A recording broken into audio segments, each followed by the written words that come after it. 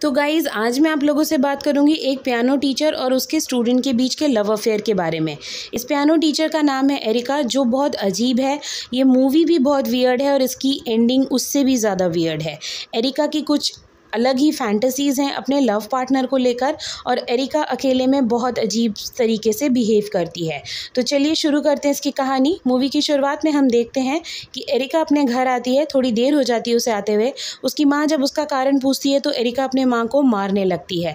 Areca को गुस्सा आ जाता है और उसके बाद जब उसे रियलाइज़ होता है कि उससे गलती हो गई, वो माफ़ी मांग लेती है अपनी माँ से और उसकी माँ उसे माफ़ कर देती है। एरिका एक पियानो टीचर है और बहुत अच्छा पियानो बजाती है, और वो कुछ स्टूडेंट्स के घर में जाके भी पियानो सिखाती है। बहुत सारे स्टूडेंट्स में से एक स्टूडेंट का नाम होता है एना। एना की कहानी कुछ ऐसी है कि एना कभी भी पियानो नहीं सीखना चाहती। ये तो एना की मॉम थी जो चाहती थी कि एना पियानो सीखे, क्योंकि एना की मॉम को ऐसा लगता था कि एना बिल्कुल खूबसूरत नहीं है, तो कम से कम वो बड़ी होके अच्छे पियानो बजा के किसी लड़के को इम्प्रेस कर सके। इसीलिए एना ज़बरदस्ती पियानो बजाना सीखती थी, और ये बात एरिका को बहुत अच्छे से मालूम थी। एक दिन एरिका अपनी मॉम के साथ एक कंसर्ट अटेंड करने आती है। वो जैसे ही लिफ्ट में जाती है, एक लड़का आता है लिफ्ट के सामने, लेकिन एरिका उसके मुंह पे लिफ्ट बंद कर देती है, उसको अंदर नहीं आने देती। इस लड़के का नाम वॉल्टर होता है, और ये जो कंसर्ट जो ऑर्गेनाइज करा रहा है, वॉल्टर उसका रिलेटिव होता है। वॉल्टर सीढ़ियों से ही ऊपर कंसर्ट में जाता है और देखता है वही लड़की जो लिफ्ट बंद की थी वो खुद वहाँ पे पियानो बजा रही है। वॉल्टर को बहुत अच्छा लगता है उसका पियानो सुनकर। बाद में वो उससे मिलता है और जानता है कि उसका नाम एरिका है। दोनों में थोड़ी बहुत बातचीत होती है। वॉल्टर मन ही मन एरिका को पसंद करने लगता है। एरिका को भी वॉल्टर अच्छा लगता है।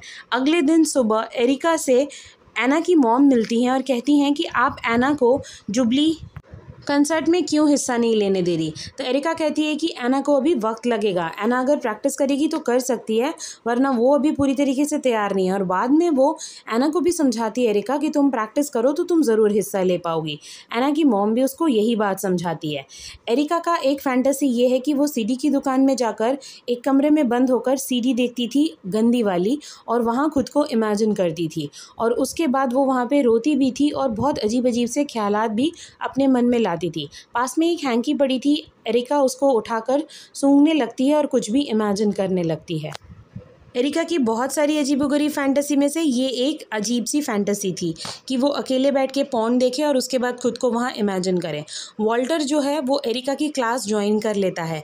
पहले वो एंट्रेंस देता है, वहाँ पे सबको वॉल्टर का संगीत पसंद आता है सिवाय एरिका के। एरिका उसे रिजेक्ट करती है, लेकिन बाकी लोग उसे सिलेक्ट कर लेते हैं, इसलिए वो एरिका की क्लास में भर्ती हो जाता है। वो एरिका की क्लास में जाकर बताता है कि वो एरिका को पसंद करता है और उसके साथ रहना चाहता है, उसको इम्प्रेस करना चाहता है। एरिका उसको डांटती है और कहती है कि म्यूज़िक पे ध्यान दो, इधर उधर की बातें मत सोचो। लेकिन असलियत कुछ और थी। असलियत ये थी कि एरिका भी वॉल्टर को पसंद करने लगी थी। एक दिन म्यूज़िक क्लास ख़त्म होने के बाद वॉल्टर जाने लगता है तो एरिका वॉल्टर का पीछा करती है, और काफ़ी दूर जाने के बाद वो एक कार देखती है जहाँ पे एक कपल अंदर एक दूसरे से रिलेशन बना रहे थे। एरिका वहाँ झांकने लगती है और उसे मज़ा आने लगता है।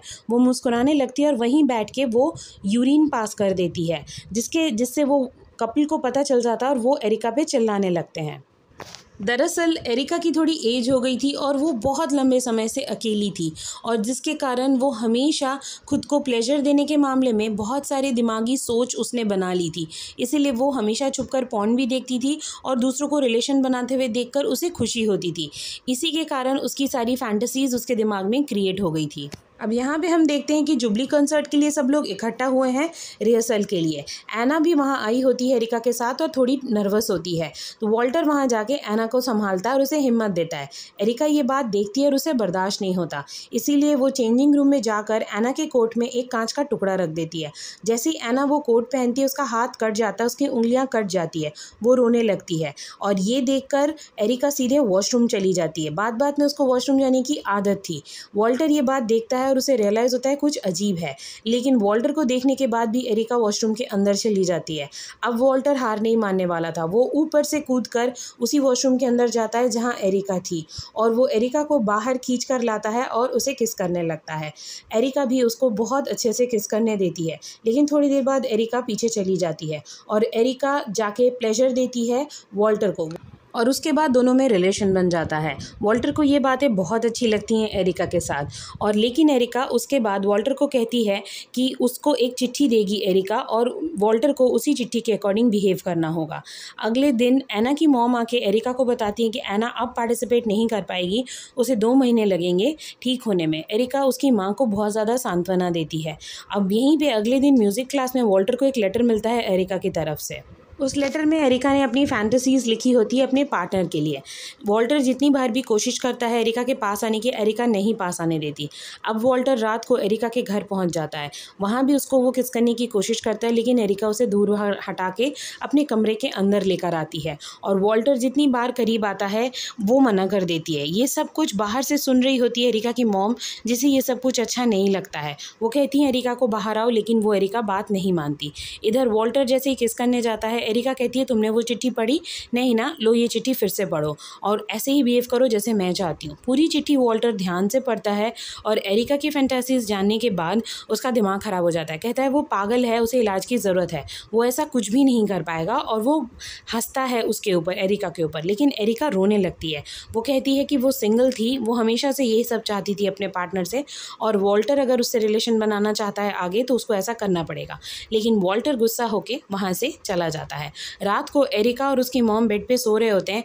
एरिका का दिमाग इतनी जल्दी ख़राब हो जाता है कि वो अपनी मॉम को ही उठ के किस करने लगती है, लेकिन उसकी मॉम एरिका को थप्पड़ मार देती है, तो एरिका कंट्रोल में आ जाती है। वॉल्टर के जाने का दुख एरिका को होता है, इसलिए एरिका अगले दिन वॉल्टर से मिलके अपने प्यार का इजहार करती है। दोनों में वहाँ पे रिलेशन बन जाता है। दोनों काफ़ी देर तक एक दूसरे के साथ रहते हैं, लेकिन तभी अचानक से एरिका को वोमिट हो जाती है। वॉल्टर गुस्सा हो जाता है और उसे वहाँ से जाने के लिए बोलता है। दोनों अपने अपने रास्ते चले आते हैं। रात को वॉल्टर इतना नाराज़ रहता है कि वो एरिका को आके उसको मारने लगता है। एरिका की मॉम आती है बीच में, तो वो उसको एक कमरे में बंद कर देता है, और उसके बाद वो एरिका को मुंह पे बहुत ज़्यादा थप्पड़ मारता है और नाक में एक घूसा मारता है, जिसके कारण एरिका के नाक से खून बहने लगता है। एक्चुअली वॉल्टर ये सब कुछ इसलिए कर रहा था क्योंकि एरिका ने उस चिट्ठी में ये सब कुछ लिखा हुआ था। वॉल्टर को लग रहा था कि अगर एरिका के साथ आगे रिलेशन में रहना है तो उसे उस चिट्ठी वाली शर्त माननी पड़ेगी, इसीलिए वॉल्टर ने एरिका के साथ वो सब कुछ किया। और बहुत मारने के बाद वॉल्टर ने ज़बरदस्ती रिलेशन बनाया एरिका के साथ, और वहाँ से वो चला गया। एरिका लेटे लेटे सोच रही थी कि उसने एक गलत लड़के से रिश्ता बना लिया है। वो वॉल्टर को अब नापसंद करने लगी थी। अब एरिका के दिमाग में एक बड़ा प्लान आता है। जुबली कंसर्ट का दिन आ जाता है, सब लोग म्यूजिशियंस वहाँ पहुँच चुके होते हैं। एरिका भी पहुँच चुकी रहती है और वॉल्टर भी।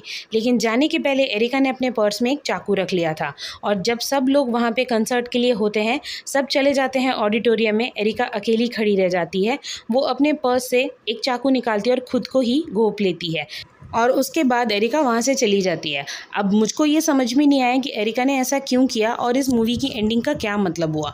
थोड़ी वियर्ड लगी मुझे ये मूवी। अगर आप लोगों को पसंद आई तो ज़रूर मुझे कमेंट करके बता सकते हैं। See you soon in the next movie explanation. Till then bye bye.